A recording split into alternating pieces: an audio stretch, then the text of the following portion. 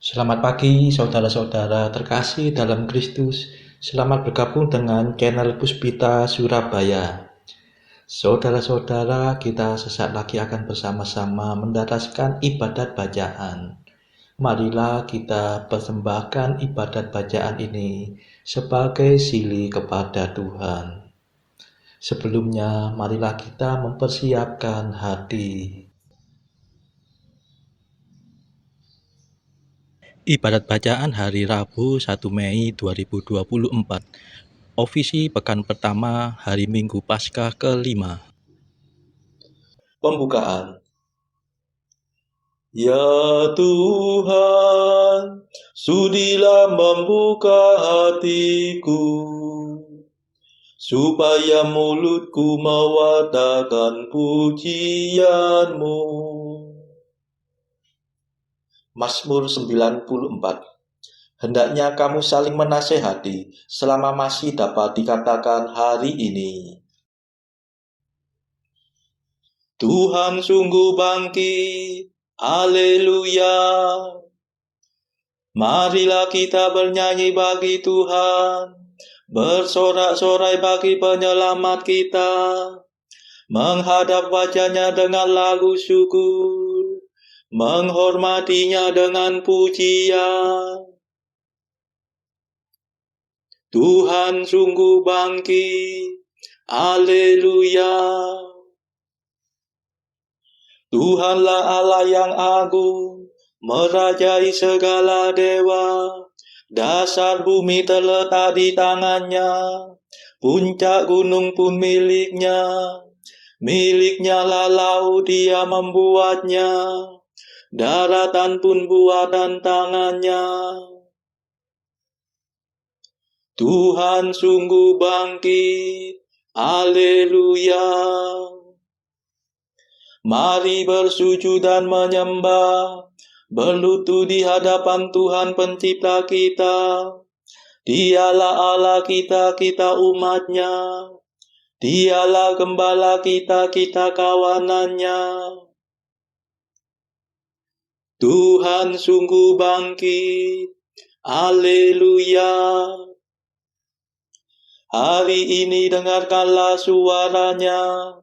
Jangan bertegar hati seperti di Meriba, seperti di masa di padang gurun, ketika leluhurmu mencobai aku, walau menyaksikan karyaku yang agung. Tuhan sungguh bangkit, haleluya. 40 tahun aku muak akan mereka itu. Maka aku berkata, umat ini tersesat hatinya. Mereka tidak mengerti maksud bimbinganku. Sebab itu aku bersumpah dalam murkaku, mereka takkan beristirahat bersama aku. Tuhan sungguh bangkit, haleluya. Kemuliaan kepada Bapa dan Putera dan Roh Kudus, seperti pada permulaan, sekarang, selalu, dan sepanjang segala abad. Amin. Tuhan sungguh bangkit, haleluya. Mada. Ini sungguh hari Tuhan, hari penuh kesukaan. Dosa kita dibersihkan oleh darah suci Tuhan. Oh, betapa mengagumkan bahwasanya cinta Tuhan berhasil meniadakan ketakutan yang menekan. Oh, betapa menakjubkan bahwasanya kematian berhasil mengembalikan hidup yang tak terkalahkan. Terpujilah Kristus Tuhan, Kau kalahkan kematian. Engkau dibangkitkan Bapa dengan kekuatan Roh-Nya. Amin.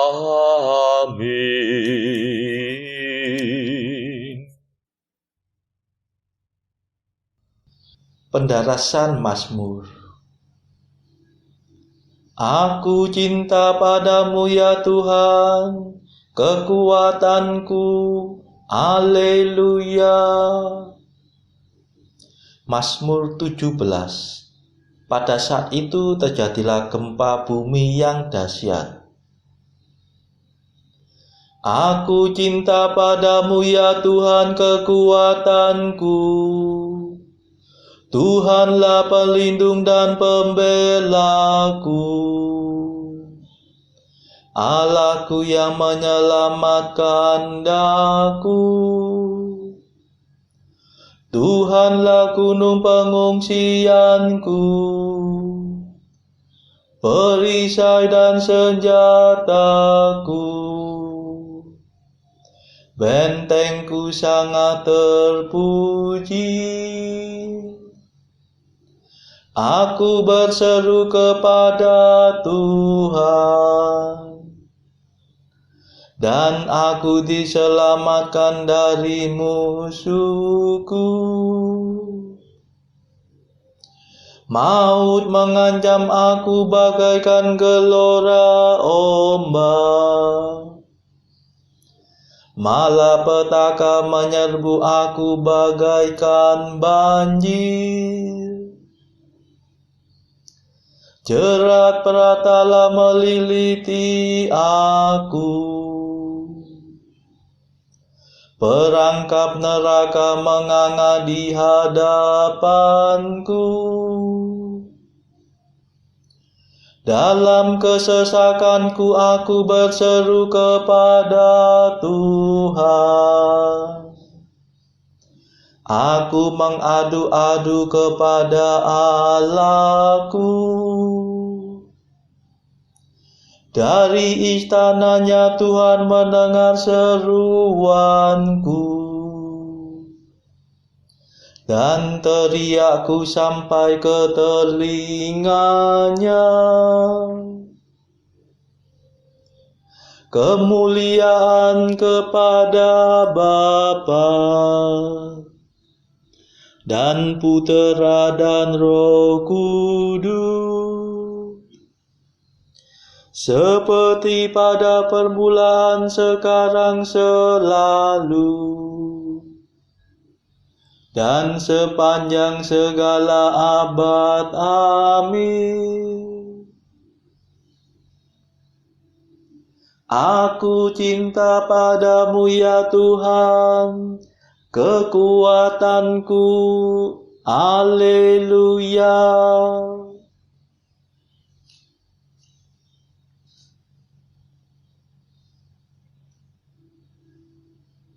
Tuhan menyelamatkan daku, sebab Ia cinta padaku. Haleluya. Bumi bergetar dan goyah, goncanglah alas gunung gemuruh, digoncangkan amarah Tuhan. Tuhan menyemburkan murkanya bagaikan asap, bagaikan api yang menghanguskan, bagaikan bara yang berpijar-pijar. Ia membungkukkan langit dan turun, kakinya beralaskan awan kelam. Ia menunggangi Garuda dan terbang, melayang-layang dengan sayap terbentang. Ia berselubungkan kegelapan, ia bersembunyi dalam mendung yang menghitam.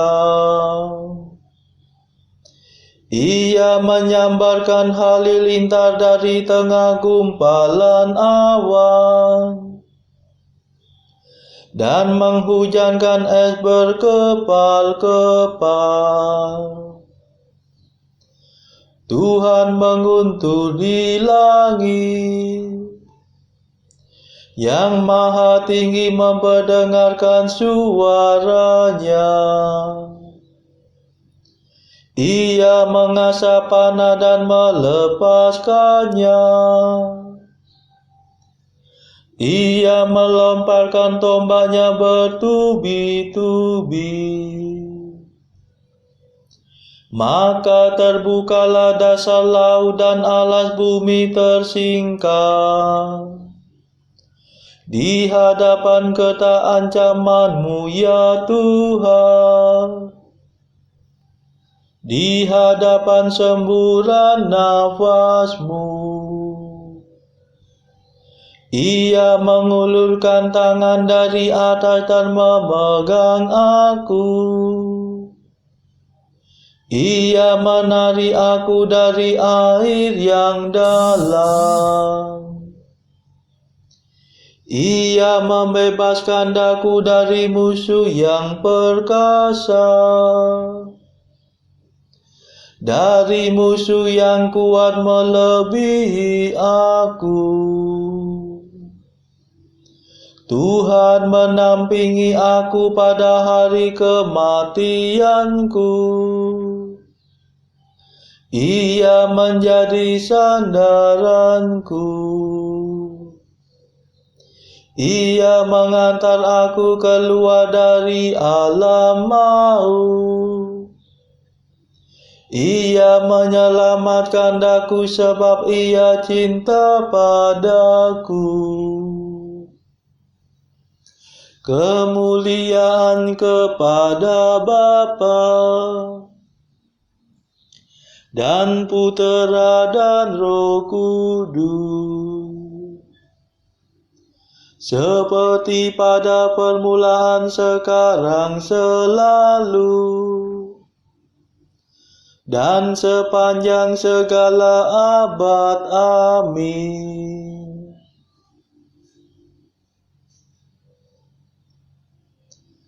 Tuhan menyelamatkan daku, sebab Ia cinta padaku. Haleluya.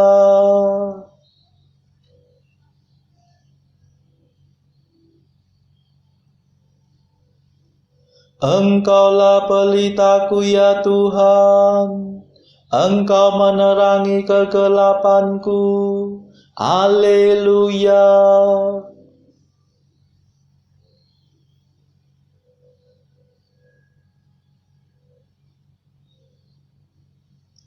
Tuhan mengajar aku karena aku jujur. Ia membalas aku sebab hidupku murni. Sebab aku tetap melakukan kehendak Tuhan dan tidak berbuat jahat di hadapan Allahku. Sebab segala hukum-Nya ku perhatikan, dan kehendak-Nya tidak ku abaikan. Aku selalu terbuka terhadap Tuhan, dan berusaha menghindarkan kesalahan. Dan Tuhan mengajar aku sebab aku jujur. sebab hidupku murni di hadapannya. Engkau setia terhadap orang yang setia, dan terbuka terhadap orang yang terbuka. Engkau tulus terhadap orang yang ikhlas, tetapi cerdik terhadap orang yang licik. Engkau menyelamatkan orang yang rendah hati, dan menundukkan orang yang sombong. Sungguh Engkaulah pelitaku ya Tuhan, Allahku, Engkau menerangi kegelapanku. Berkat bantuanmu aku menerobos pasukan musuh. Bersama dengan Allahku aku melompati benteng. Kemuliaan kepada Bapa dan Putera dan Roh Kudus, seperti pada permulaan, sekarang, selalu, dan sepanjang segala abad. Amin.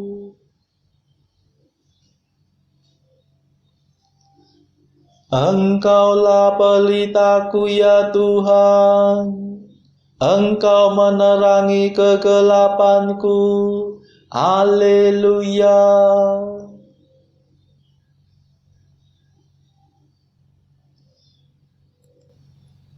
Bacaan dari Kisah Para Rasul bab 18 ayat 1 sampai 28. Kemudian Paulus meninggalkan Athena lalu pergi ke Korintus. Di Korintus ia berjumpa dengan seorang Yahudi bernama Aquila yang berasal dari Pontus. Ia baru datang dari Italia dengan Priscilla istrinya, karena Kaisar Claudius telah memerintahkan supaya semua orang Yahudi meninggalkan Roma. Paulus singgah ke rumah mereka, dan karena mereka melakukan pekerjaan yang sama, ia tinggal bersama-sama dengan mereka. Mereka bekerja bersama-sama karena mereka sama-sama tukang kemah. Dan setiap hari Sabat, Paulus berbicara dalam rumah ibadat dan berusaha meyakinkan orang-orang Yahudi dan orang-orang Yunani. Ketika Silas dan Timotius datang dari Makedonia, Paulus dengan sepenuhnya dapat memberitakan firman, di mana ia memberi kesaksian kepada orang-orang Yahudi bahwa Yesus adalah Mesias. Tetapi ketika orang-orang itu memusuhi dia dan menghujat, ia mengebaskan debu dari pakaiannya dan berkata kepada mereka, "Biarlah darahmu tertumpah ke atas kepalamu sendiri. Aku bersih, tidak bersalah. Mulai dari sekarang aku akan pergi kepada bangsa-bangsa lain." Maka keluarlah ia dari situ, lalu datang ke rumah seorang bernama Titius Justus yang beribadah kepada Allah, dan yang rumahnya berdampingan dengan rumah ibadat.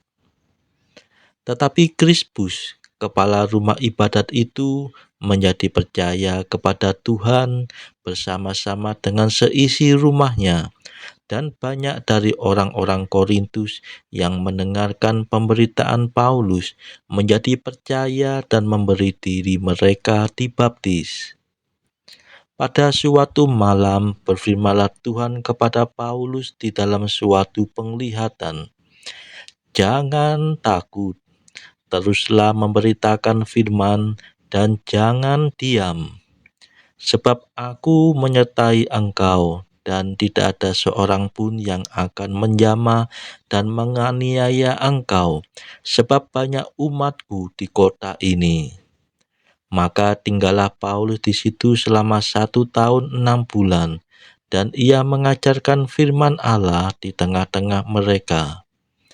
Akan tetapi setelah Galio menjadi gubernur di Akaya, bangkitlah orang-orang Yahudi bersama-sama melawan Paulus, lalu membawa dia ke depan pengadilan.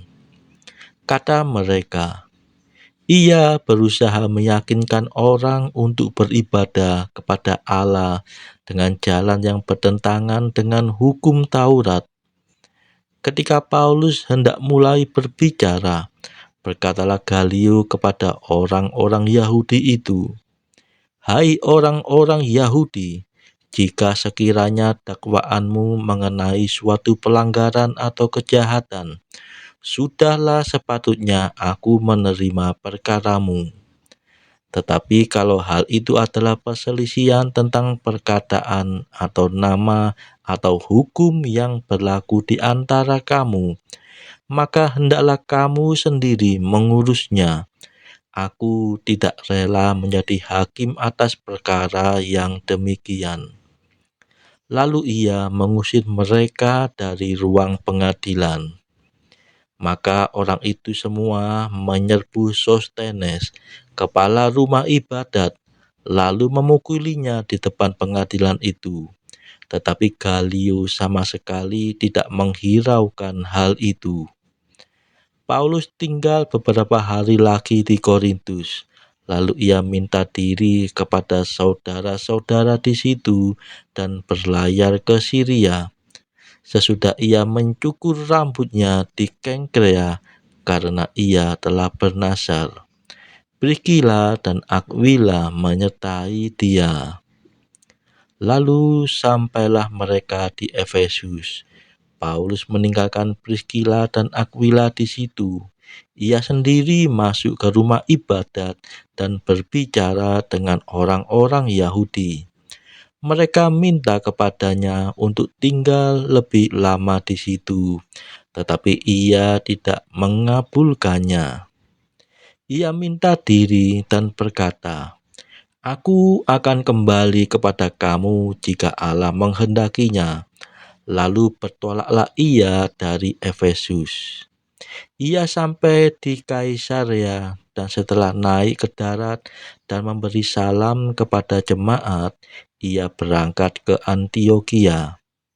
Setelah beberapa hari lamanya ia tinggal di situ, ia berangkat pula, lalu menjelajahi seluruh tanah Galatia dan Frigia untuk meneguhkan hati semua murid. Sementara itu, datanglah ke Efesus seorang Yahudi bernama Apolos yang berasal dari Alexandria. Ia seorang yang fasih berbicara dan sangat mahir dalam soal-soal kitab suci. Ia telah menerima pengajaran dalam jalan Tuhan. Dengan bersemangat, ia berbicara dan dengan teliti ia mengajar tentang Yesus. Tetapi ia hanya mengetahui baptisan Yohanes. Ia mulai mengajar dengan berani di rumah ibadat. Tetapi setelah Priscilla dan Aquila mendengarnya, mereka membawa dia ke rumah mereka dan dengan teliti menjelaskan kepadanya jalan Allah. Karena Apolos ingin menyeberang ke Akaya, saudara-saudara di Efesus mengirim surat kepada murid-murid di situ supaya mereka menyambut dia. Setibanya dia di Akaya, maka ia oleh kasih karunia Allah menjadi seorang yang sangat berguna bagi orang-orang yang percaya.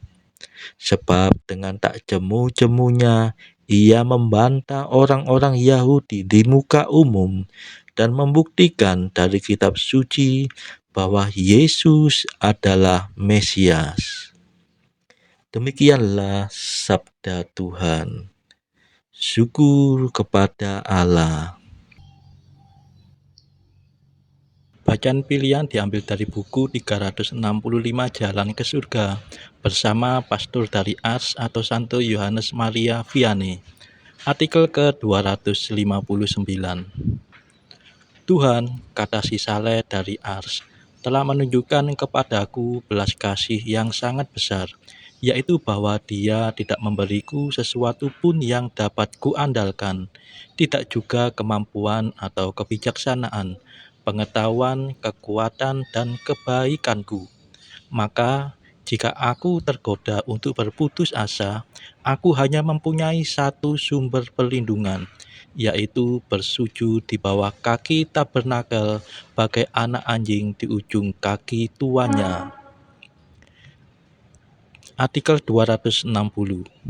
Memiliki Tuhan berarti memiliki sukacita dari segala sukacita.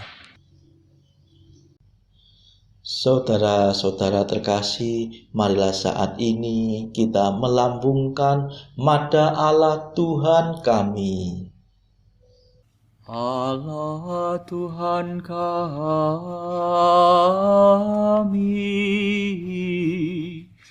Engkau kami muliakan, Dikau Bapa yang kekal. Seluruh bumi sujud padamu, para malaikat, serta segala isi surga bermada, kerubim dan serafim, tak kunjung putus memuji Dikau. Kudus,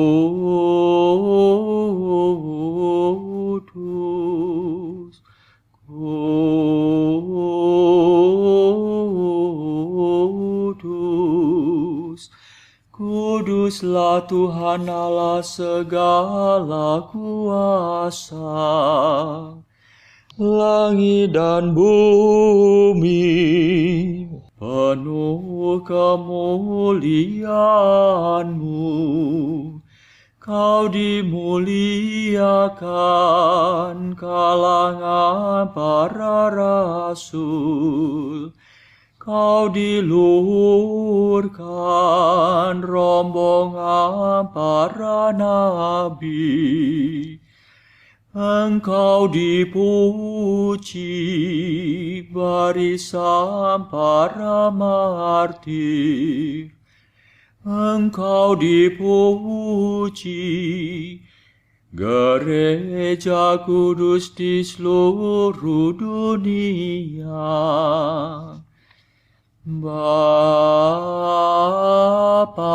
sungguh Maha Kuasa, Putra Bapa yang tunggal, yang patut disembah. Roh Kudus pula, penghibur umat Allah, Kristus Raja nan jaya. Engkaulah Putra Bapa yang kekal. Untuk menebus kami Kau jadi manusia. Sudi dikandung Santa Perawan. Kuasa maut Kau kalahkan. Kau buka pintu surga bagi umat beriman. Kau bertata dengan mulia di sisi kanan Bapa. Dikaulah King yang akan datang. Maka kami mohon tolonglah hamba-Mu yang kau tebus dengan darah-Mu sendiri. Satukanlah kami dengan orang kudus dalam kemuliaan-Mu. Selamatkanlah kami ya Tuhan. Berkatilah umat pilihan-Mu. Rajailah kami, dan angkatlah kami untuk selamanya. Setiap hari kami memuji Dikau, kami memegang nama-Mu untuk sepanjang masa. Ya Tuhan, sudilah menjaga kami, agar hari ini luput dari dosa. Kasihanilah kami ya Tuhan, kasihanilah kami. Limpahkanlah kasih setia-Mu kepada kami, sebab kami berharap padamu. Kepada Tuhan kami percaya, kami tak kecewa selamanya.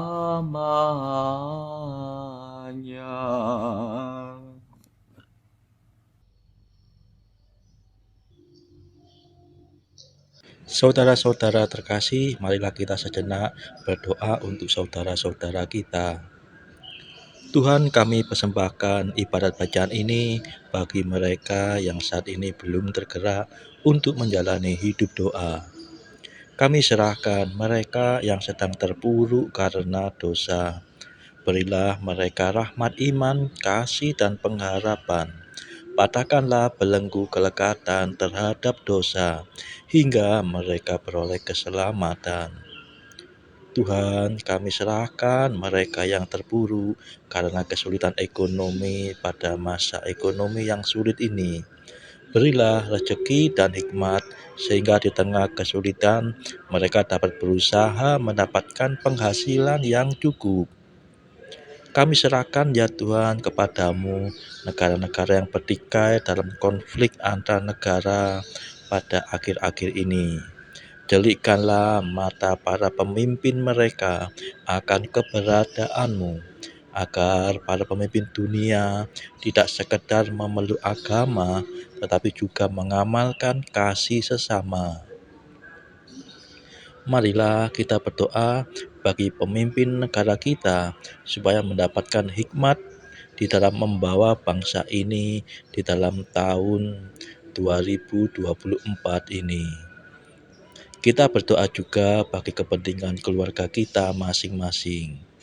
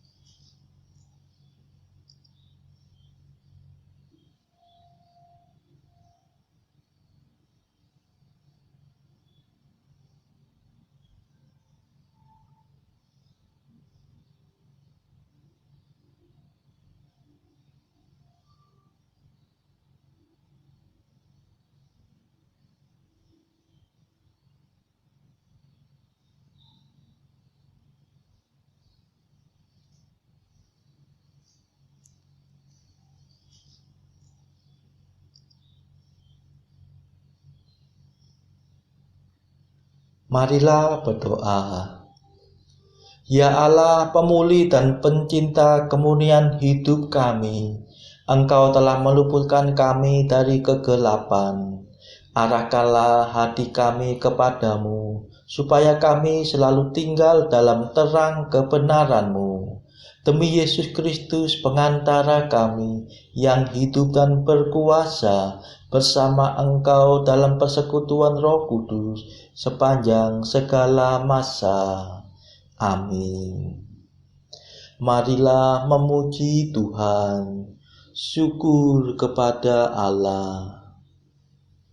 Saudara-saudara terkasih, terima kasih sudah bergabung bersama kami di channel Puspita Surabaya ini, sehingga kita dari berbagai tempat bisa dimungkinkan untuk mendaraskan ibadat bacaan secara bersama-sama. Saudara-saudara, marilah kita bergabung lagi di dalam ibadat bacaan pada esok hari. Semoga Tuhan memberkati kita semua.